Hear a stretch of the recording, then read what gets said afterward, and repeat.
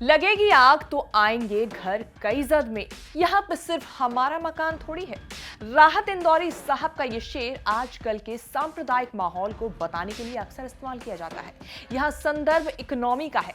स्वामीनाथन अय्यर ने economic times में लिखा था कि पाकिस्तान और श्रीलंका जैसे कई देश कर्ज के दबाव में दिवालिया हो रहे हैं। तो ये मत सोचिए कि ये आग भारत तक नहीं पहुंचेगी।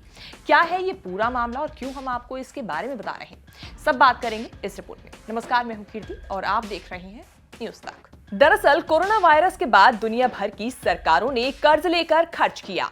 कुछ सरकारों ने लोगों के खाते में कैश ट्रांसफर किए तो हमारे यहाँ फ्री राशन। फिर इन लोगों ने हाथ आए पैसे खर्च किए, इकोनॉमी को गति मिली। अंग्रेजी में कहावत है, नथिंग कॉल्ड फ्री लंच। अब चुकाने की बारी है। दुनिया महंगाई की चपेट में आ गई है और उसे काबू करने के लिए ब्याज दरों को बढ़ाया जा रहा है। भारत में ये आग एक महीने में दूसरी बार लगी है जब रिजर्व बैंक ने अचानक ब्याज दरें बढ़ा दी। आरबीआई ने रेपो रेट में 50 बेसिस पॉइंट की बढ़ोतरी की। अब रेपो रेट 4.90% हुआ। एक महीने में रेपो रेट में 90 बेसिस पॉइंट की बढ़ोतरी हुई है। रेपो रेट का मतलब आरबीआई जिस ब्याज दर पर बैंकों को कर्ज देती है वो होता है। लगातार दूसरे महीने रेपो रेट बढ़ाने का फैसला हुआ है। Home loan, car loan, education loan, ये सब महंगा होना तय है। आरबीआई गवर्नर ने बढ़ती महंगाई पर चिंता जताई। कारण वही पुराने गिनाए। रूस यूक्रेन युद्ध से सप्लाई चेन पर असर, दुनिया में आर्थिक गतिविधियों में स्लो डाउन, एटसेट्रा एटसेट्रा।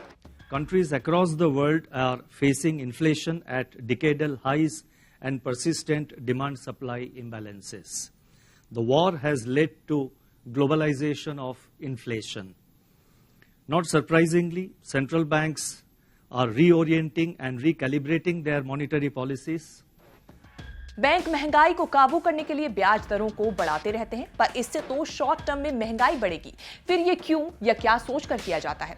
इसी सवाल का जवाब यहाँ देने की कोशिश है। समझिए कि महंगाई क्यों बढ़ती है। आमतौर पर दो कारण से महंगाई बढ़ सकती है। पहला कारण, सामान की किल्लत, यानी जिसकी कमी है और खरीदने वाले ज्यादा। आप अक्सर देखते हैं कि फला सब्जी के दाम बढ़ गए क्योंकि फसल चौपट हो गई, यानी सप्लाई कम हो गई। आजकल दुनिया में हर सामान के दाम बढ़ने का कारण सप्लाई चेन में गड़बड़ी है। 2 साल पहले कोरोना वायरस के कारण दुनिया भर में लॉकडाउन लगना शुरू हुए।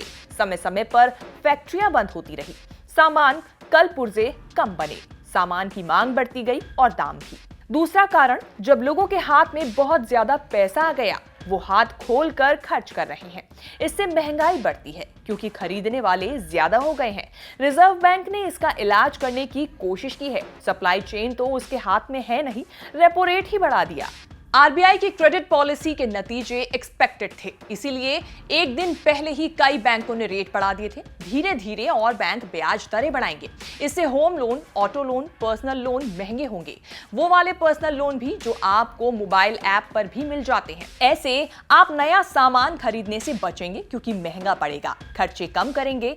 कंपनियां भी कर्ज लेकर नए प्रोजेक्ट लगाने से बचेंगी। रिजर्व बैंक को कुल मिलाकर उम्मीद है कि पैसे खींचने से बाजार ठंडा हो जाएगा, मांग घटेगी और महंगाई कम होगी। रिजर्व बैंक का टारगेट ही है कि महंगाई बढ़ने की दर 6% से ज्यादा ना हो, लेकिन अभी 7% के आसपास चल रही है। सिर्फ भारत ही नहीं, अमेरिका समेत कई बड़े देशों ने ऐसी महंगाई हाल के वर्षों में देखी नहीं है। कोरोना वायरस के बाद रूस यूक्रेन युद्ध ने संकट बढ़ा दिया है। युद्ध ने सरकारों के खर्च फिर बढ़ा दिए हैं। सप्लाई चेन भी फिर गड़बड़ा रहा है।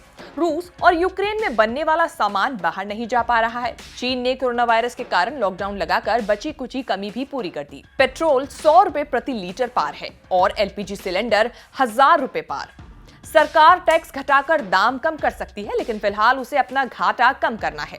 दिसंबर तक कोई चुनाव भी नहीं है। ऐसे में रिजर्व बैंक ने बाजार ठंडा करने का ऑप्शन चुना है। This is again, that is what the entire effort is, that we manage to moderate the inflation, at the same time keep the growth story or the growth efforts as earlier. So these are the challenges are there, and apart from that, as Chief Economic Advisor just about some time back mentioned, that apart from the growth and the moderating inflation, the external management of the rupee, and keeping the fiscal balance, or I'll say it in the sense that what the path Honorable Finance Minister in the budget had announced, these are the 4 parameters which with working. So both monetary authorities and the fiscal authorities are working on that, towards that goal.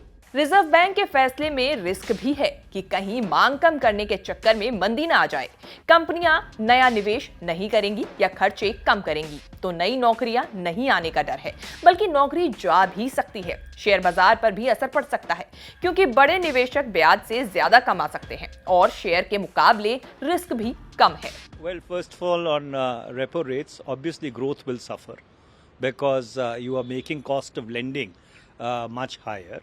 So the RBI always tries to do this balancing act because inflation has been rising, especially consumer inflation has been rising, and so therefore they are trying to balance things out. But in a sense, whenever you raise interest rates or you make lending costlier, growth is obviously going to suffer.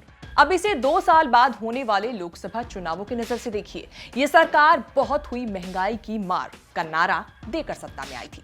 महंगाई बढ़ती जा रही है, महंगाई के कारण सरकारें आती जाती रहती हैं, मंदी के कारण जाती हैं।